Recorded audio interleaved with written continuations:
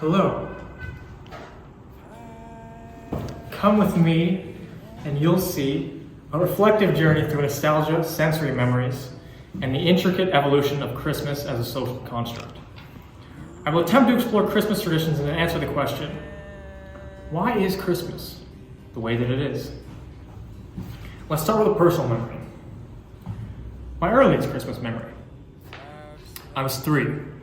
We spent Christmas that year at my grandmother's house, Grandma Jean's house.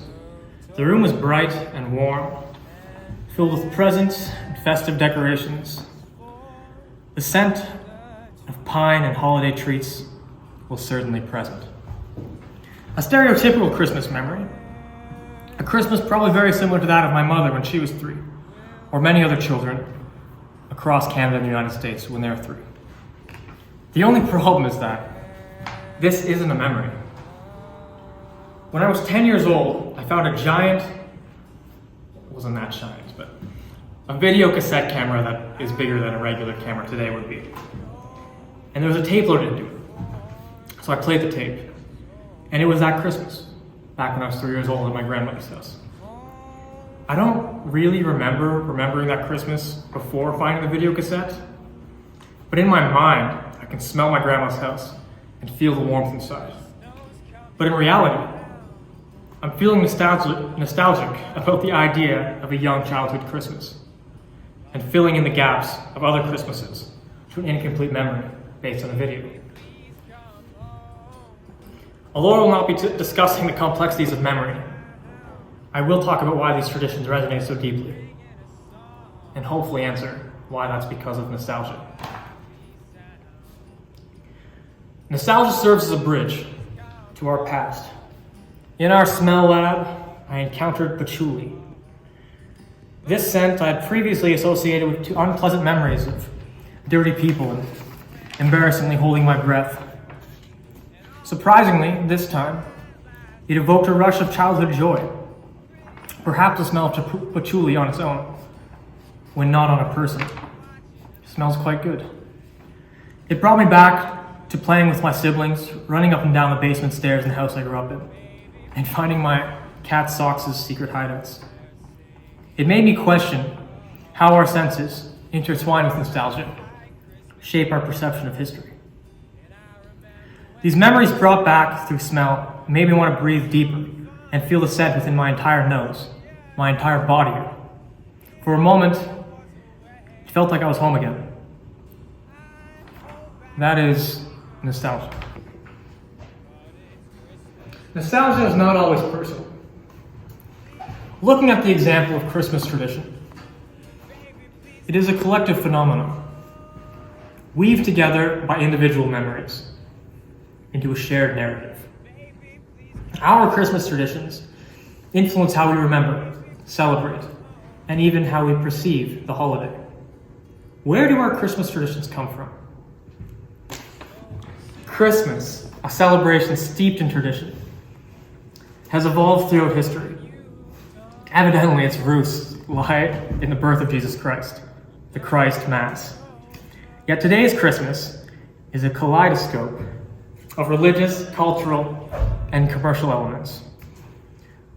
I've often wondered what Santa Claus or the Christmas tree have to do with the birth of Jesus Christ. I mean, really, what do they have to do with the birth of Jesus Christ? Christmas traditions resonate deeply due to their unique blend of historical, cultural, and emotional elements. Originating as a Christian celebration, Christmas has absorbed various cultures and customs over time, such as the pagan Yule traditions, which celebrate the winter solstice. Yule, which comes from the Norse word Jol or Yol, is where we get the word jolly. Probably. The Christmas tree originates as a legend of Saint Boniface chopping down an oak tree at a German pagan sacrifice, only to have an evergreen tree take its place. This legend was used to convert pagans across Germany, becoming a Christian tradition in Germany. As German people migrated, they took their traditions with them. And in the 1790s, Queen Charlotte of Germany, who is now Queen Charlotte of England, decorated a Christmas tree in her palace. However, it wasn't until Queen Victoria's German husband, Prince Albert, popularized the tradition by setting up a Christmas tree with his family and taking a portrait. German settlers also introduced Christmas trees into the United States, though this custom was not initially embraced. Many Americans opposed the Christmas because of its pagan roots. The Massachusetts Bay Colony banned celebrating Christmas. Many churches were closed on December 25th. It wasn't until the 1820s where Christmas began gaining popularity again in America. The Christmas tree's popularity spread with the help of the influential magazine Godey's Lady Book, which in 1850 published the 1848 illustration of Queen Victoria and Prince Albert and their children. However, this depiction in Godey's Lady Book changed the family's appearance so they looked more American. You can see the difference between these two photos here. American, original. Santa Claus, unsurprisingly, is based on the legend of Saint Nicholas, because Santa is saint in Portuguese and Claus is like a Latinized version of Nicholas, Klaus. Saint Nicholas of Myra was allegedly a 4th century Greek bishop, according to Catholic canon. According to legend, he performed many miracles. The most easily identifiable miracle, which we still see today as a ritual, was when he dropped bags of gold down a family's chimney. These bags of gold landed in the daughters' stockings as they were drying by the fire. This led to the tradition of leaving presents out for children on the night before December 6th, or St. Nicholas's Day. This tradition happened especially in the Netherlands, where St. Nicholas was known as Sinterklaas, and people would dress up in red bishop's costumes to impersonate him. Of course, with the Protestant Reformation, celebrating saints came under attack, and the baby Jesus was promoted as a better bringer of gifts than St. Nicholas. In German, baby Jesus is translated to Christkindl, later anglicized to Kris Kringle. Of course, this meant the gift-giving day had to be switched from St. Nicholas's Eve to later in the month on Christmas. Celebrating St. Nicholas's Day did not die with the Protestant Reformation. People immigrated away from a land that no longer accepted their beliefs and brought them to a new world. It was in New York, originally called New Amsterdam by Dutch settlers, that in 1821, remember how I mentioned that Christmas began popularity in the 1820s? So in New York in 1821, St. Nicholas's arrival on Christmas Eve was first mentioned in print in a poem called Old Santy Claus with Much Delight. As the 19th century went on, St. Nicholas would evolve into the Santa Claus we picture today, with a fat man with a big beard and a hat. This hat. During this time, Christmas underwent a pivotal shift. The transformation of Christmas into a heavily commercialized event, influenced significantly by literature and corporate advertising. Notably, Clement Clarke Moore's famous 1823 poem, A Visit from St. Nicholas, better known to us as The Night Before Christmas, went all through the house. Not a creature was stirring, not even a mouse. Christmas transcended its religious roots to become a global, secular celebration. This evolution mirrors broader social trends towards consumerism, where holidays like Christmas became centered around shopping and economic activities. This shift also reflects a societal theme in the history of Christmas, from strict religious observation to a more inclusive, pluralistic approach, accommodating a variety of beliefs and practices. As we see over time, Christmas developed this theme of incorporating other events like paganism and stuff like that. The current form of Christmas, with its universal themes of family, generosity, consumerism, and goodwill, show our society's core values. And yet, amidst this commercial landscape, nostalgia still plays a key role.